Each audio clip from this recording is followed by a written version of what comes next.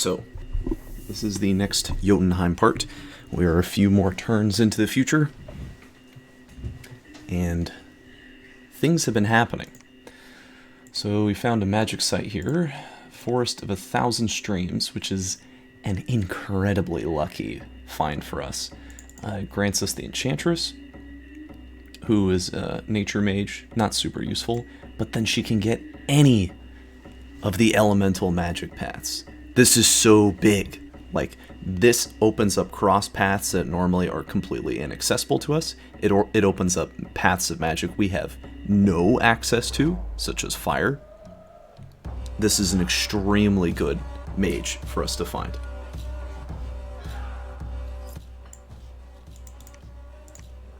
And it also gives a lot of gems too. Other events, we proclaimed a new prophet, Happy Howls, who I'll show eventually, and Nazca, who proclaimed some loser, just some Inca. And then there's a few battles here that we'll watch, just to show you how my expansion has been going. Basically just using the same strategy that I probably should have been using instead of fighting Nazca. These sacred blood-bonded giants, who are good early game. Even if they get hit hard, they're blood-bonded, so half the damage is just transferred to the other guys, who immediately regenerate it back up.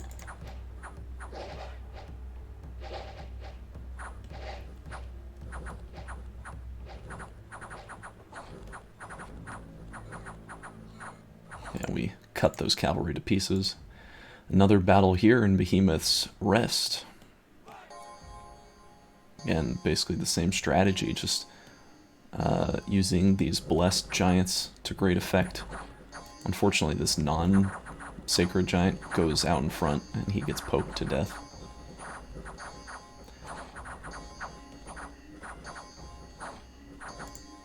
Pretty spooky. And then this is the last indie battle of the turn. And I have these sacred wolves. I have also this guy, this Thurm's Goad over here, who's casting Bless. So I send a bunch of wolves forward just to get fragged by the lance charges. And then I've got these guys blessed up, ready to go. And without the super lance charge of these knights, they're a lot less intimidating. This guy's just casting Bless on all my sacreds to make sure they get blessed. Did he actually hit all of them? He missed this one, missed 3 misses. Ooh, 4 misses. I'll have to get him a different, I'll have to have him cast Bless one more time. Anyway, I had him cast Quicken Self, but looks like he can't even get in the battle, so no reason to do that. He should just cast Bless again. Oh, he's going for some kills.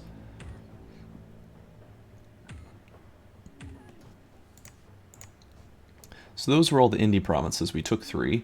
And then there was a battle at Wolvermory. Because basically what Nazca did is they built a palisade out on this province. Outside of their capital. So this is the other thing they were spending their gold on. If you recall, there was a lone isolated province out by his cap. And he had just been building a palisade on it. And I thought, great, let's let him finish that. I'll collect the palisade, which is exactly what this battle is. This is basically just a bunch of like siege crushers with these hurlers. Their siege strength is 9.4, extremely high. Some sacreds thrown in there. Some of them are pretty banged up. These are the guys from the Nazcan siege. This poor man is really, really ruined. This guy's weakened. Yeah, and we've also hired some trolls too. Something I changed up about my script this time is instead of holding to receive the blesses, I'm just charging forward. Nazca has started to summon these condors, which are sacred Nazca birds. They're not very strong, but they are sacred, so they can take the charged body bless, and they do come in very shock resistant. They cost, I think, 10 air gems for 8 of them, so they're expensive, but they do good work against me. And this army's being led by just a normal Inca.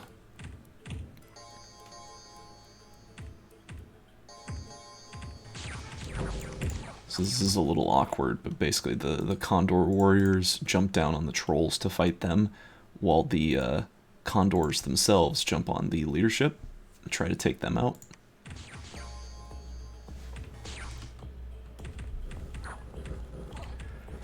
So this could go either way. The front line, though, is going very much in our favor. We are getting lightning bolted occasionally. But all this regeneration is pretty tough for Nazca to deal with. And you can see these things when they get charged up. Shock resistance 30, and they do a lot more damage too. Bark skin also helps. I'm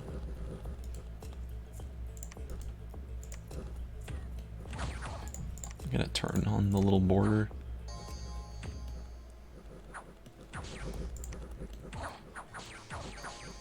So my hurlers rout because their morale is frankly pretty poor. They're siege assisting units, not really anything more.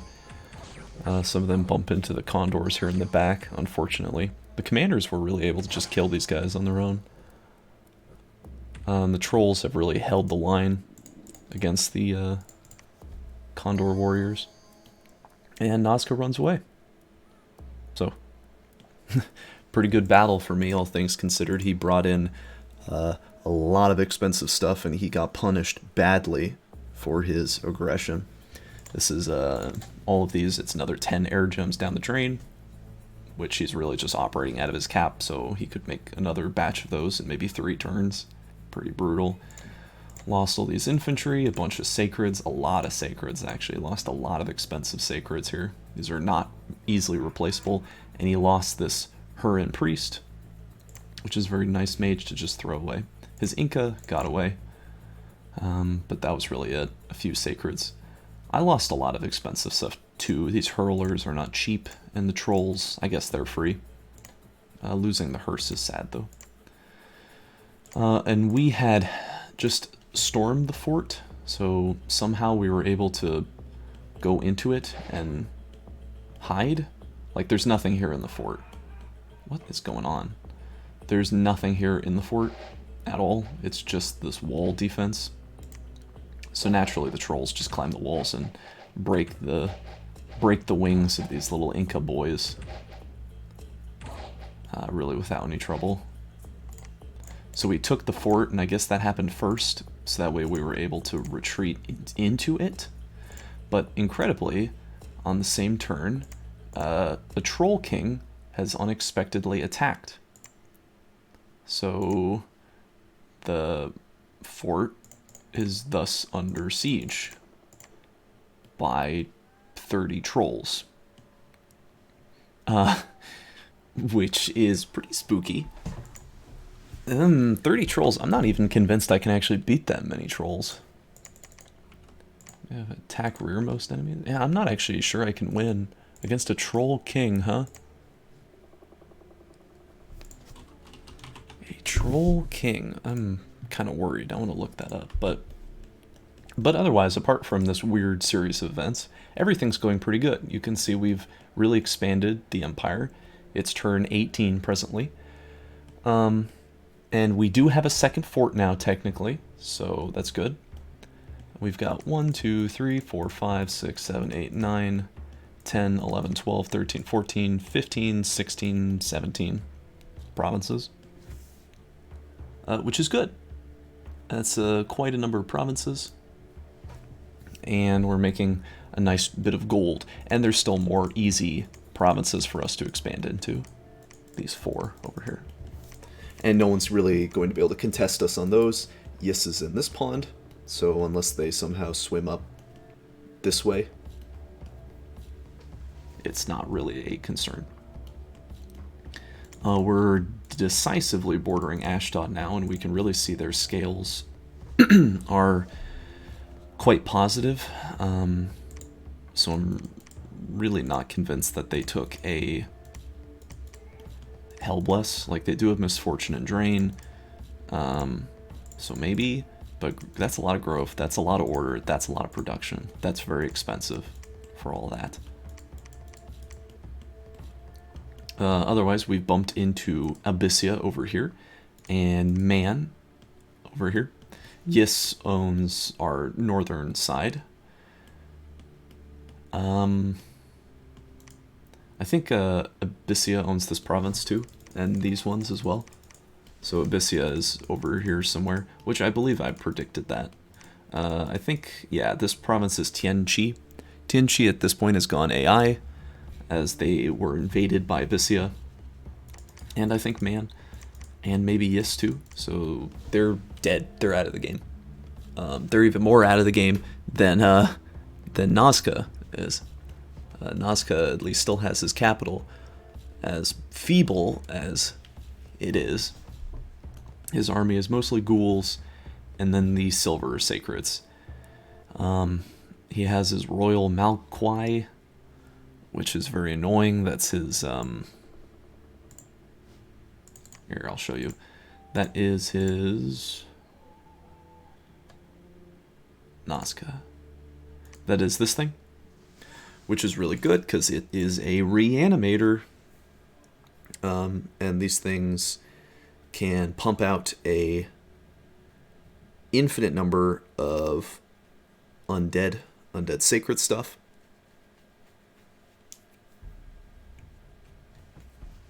That fly and are ethereal. You've seen them before, but now he's going to be able to pump them out for several turns. I really don't understand how he can afford to make these Royal Malquai, especially considering he's a one province miner. I don't know how he's getting all this gold. It should take him like 2 turns of gold to make one of these, to afford one of these. They cost 850. I don't understand how he can afford it. Anyway, can this seriously beat a Troll King? Troll King. Let's see. Troll King, Earth 3 Mage. He regenerates. Probably not, actually. I mean, if there's 30 trolls, then we gotta bring an equivalent number of things to fight. Like, these knights are not gonna cut it. I guess I'll just have them sit here and patrol, and these guys can take the long way around, and these guys can just, I don't know, preach. Just defend. There's no reason. I don't think the trolls are gonna storm the fort. And if they do, that's crazy. So this is our profit that we got via a random event. We got this cool Vidi. Not super useful. I profitized him just because his map moves really high, so he can like walk around, hit a lot of provinces that I normally would not be able to get into. But he can summon wolves, which is neat. So I have him just summoning wolves, and you saw I used a lot of them on that battle, and they were all executed. But that's okay. That was the point. They were there to get killed by the knights. They were only there to get killed by the knights, to get lance charged. And they did that perfectly. So I didn't want that to hit the sacreds, who are a lot more valuable than these free spawned wolves. Otherwise, I'm going to send this little goblin over here to start building a fortification on this province immediately, because I want the enchantress out as soon as possible.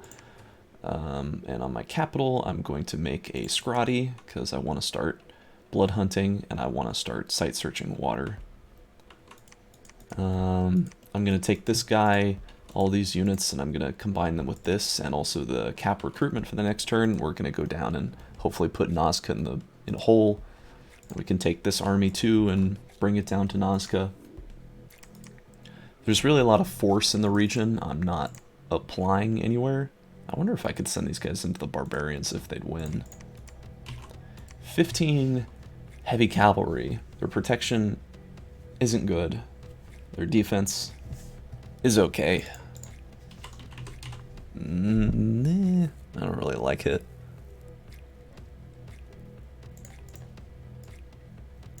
It really depends. Are these... Oh, these are barbarians with the hammers. The barbarians with the great swords are a lot more intimidating than the ones with the mauls, like these guys are. but they're still scary, and I don't really want to throw this heavy cav army in the dumpster. Not yet. By the way, he's not making any province defense, which is cool. I just have this little goblin over here sitting, scouting the province out. And I'll set him to retreat because I don't want him to get killed on accident. And I'm recruiting the trolls in this province on 128. I don't know if that means they'll teleport over here or if they'll stay sitting under this province. And if they do, then you know what? Let's have this guy suicide. Let's have him break the siege. Just set him to go and retreat, though. Put him in the back. So I want to know specifically what is out there and what do I need to beat it. Research-wise, our research is still terrible, but we've got Enchantment 3, working on Enchantment 5. Just need to... Yeah, now that the expansion phase of the game is largely wrapped up, we can safely start working on infrastructure. Really, it's just about Nazca. I'm not really sure what they're going to do, especially after that battle where they just lost. I mean, it looks like they burned a bunch of death gems, a bunch of their death gem income on making ghouls. So... maybe they're going to attack with these ghouls. Ghouls aren't very intimidating.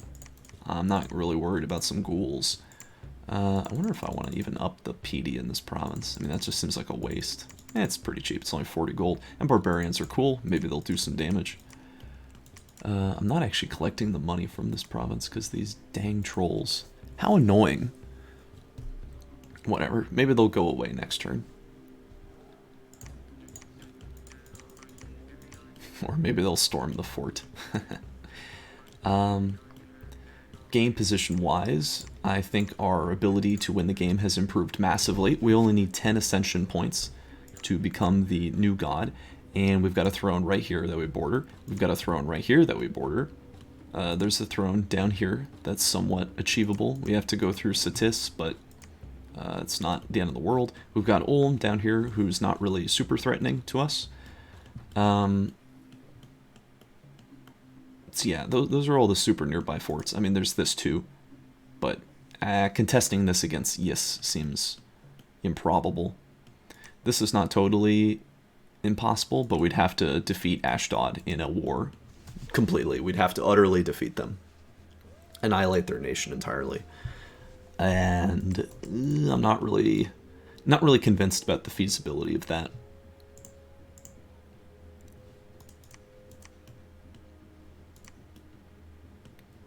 So yeah, I'm going to go over here, taking this woman and having her site search around, looking for more magic sites like this one. Yeah, it's so good that we're going to get fire, air, and earth from this enchantress. That's really good. That's so good that we can get that stuff now. Because all that magic is really out of reach for Jotunheim. Like, you can get a little air on this guy, but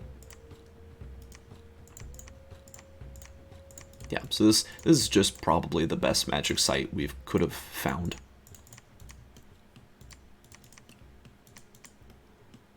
Looks like man is doing some weird knight strategy. Those things aren't sacred, right? No, they're not.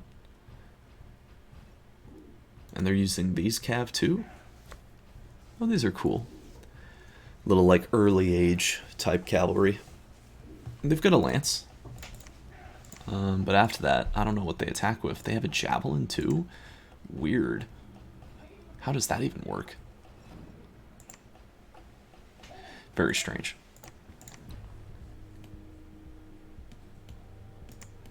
Yeah, anyway, gonna move this army back over here. Oh, I am building a palisade on this province. So 3 months left for that, and then it'll be done. I think it's in a very fortifiable defensive position that serves as a nice natural choke point into my land. I could have done it here instead, but I didn't really want to pull resources from the capital, which needs it. And I think this is fine. This is good enough.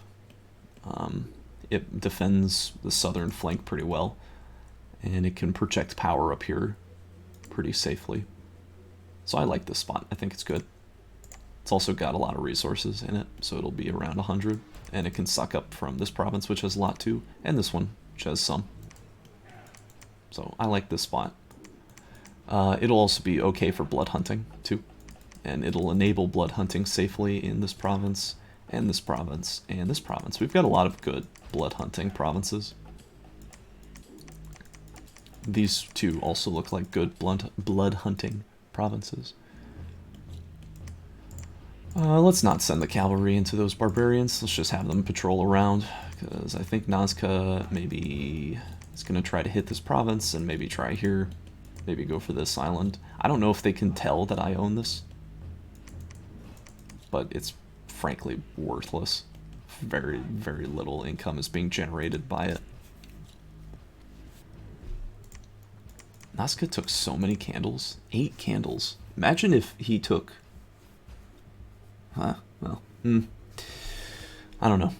It's working out for him.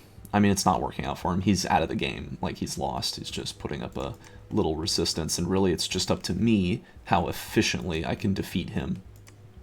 And in order to beat those big dumb units, I'm just going to recruit more big dumb units that are going to brainlessly A-move into his army, and hopefully we can win off of those alone. We don't need magic. I mean, we do need magic. We desperately need to start ramping up our magic. It's turn 18 and our magic is laughable.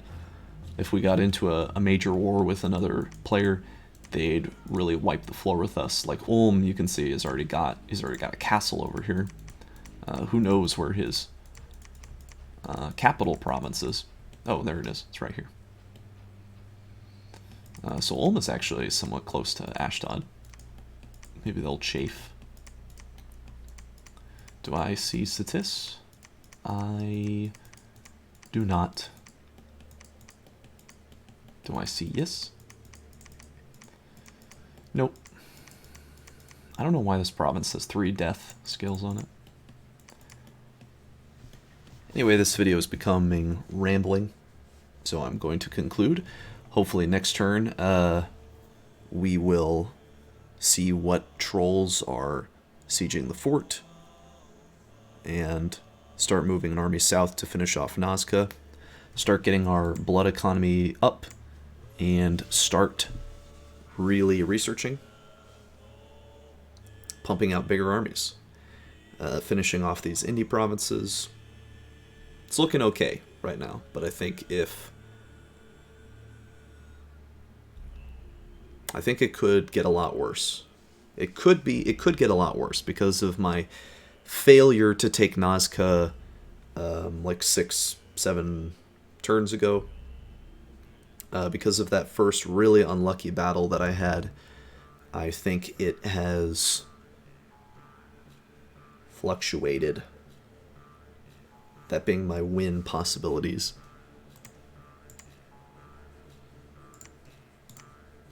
Arcacephaly took the Throne of Air, by the way. Which is somewhat important. If they put these things in a communion, that's scary. Also Air Shield. Not really relevant for me, but could be relevant for Ulm with their crossbows. Haven't checked out the Hall of Fame in a while. It's mostly dominated by Japanese anime characters. Yes. And this man, who's just terribly broken.